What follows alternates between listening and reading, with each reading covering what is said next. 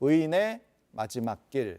눈물의 발인 얘기부터 해야 할 것 같습니다. 청주 오송 지하차도 참사로 희생된 버스 기사님의 이제 오늘 발인이 됐습니다. 사진이 준비가 돼 있죠. 승객들의 이제 탈출을 도우려다가 결국 이제 본인은 빠져나오지 못하고 이제 제대로 대처를 못했던 그런 안타까운 상황이었습니다. 서유진 변호사, 신유진 변호사님, 네. 이거 어떻게 보셨어요? 네, 저도 이 사건을 접하고 네. 이 747번 이 버스 기사님 또 생전에 네. 굉장히 또 배려심도 깊고 따뜻한 이야기라는 이야기가 전해지면서 네. 이 마지막 순간까지도 이 버스의 창문을 깨서 승객의 탈출을 도우려다가 이 갑자기 불어난 이 하천이 범람해서 네. 완전히 이 소용돌이에서 빠져나오지 못하고 이를 찬변에 희생당하신 걸 보면서 너무 네. 마음이 아프더라고요. 네. 네.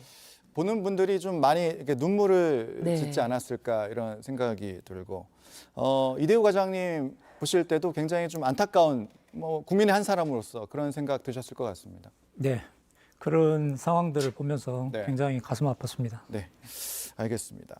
그런데 이제 이 기사를 보고 나서 제가 이제 다른 기사 좀 보다 보니까 이제 침수 관련을 해서 이제 침수 피해로 안타까운 사건들이 이제 계속 나오고 있는 와중에 이제 이 침수 관련 장난 전화 기사가 있어서 제가 이게 좀 눈길이 너무 가서 이걸 좀 준비를 했어요.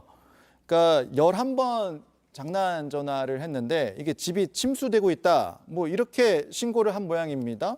이대우 과장님, 이거 어떤 내용이에요?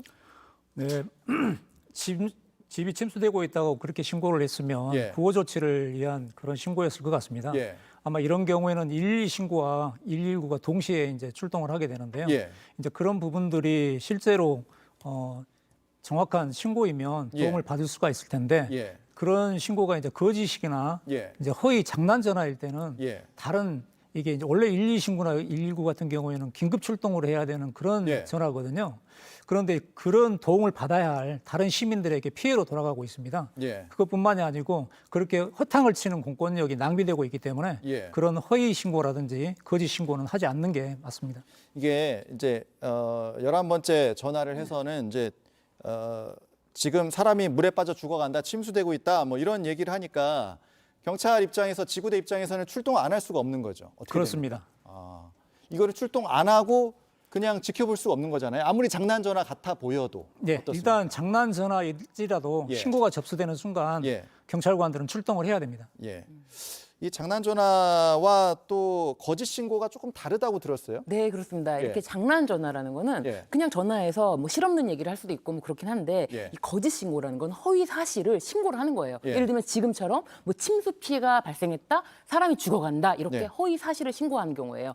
이런 경우에는 사실은 경범죄 처벌법에서도 이 처벌 규정을 달리하고 있어요. 그래서 네. 단순 장난 전화, 뭐 실없는 전화를 했다. 네. 이런 경우는 뭐 10만 원 이하의 뭐 벌금, 구류, 과료에 처할 수가 있는데 네. 이 거짓 신고는 이 경범죄 처벌법에서도 조금은 높습니다. 네. 60만 원 이하의 네.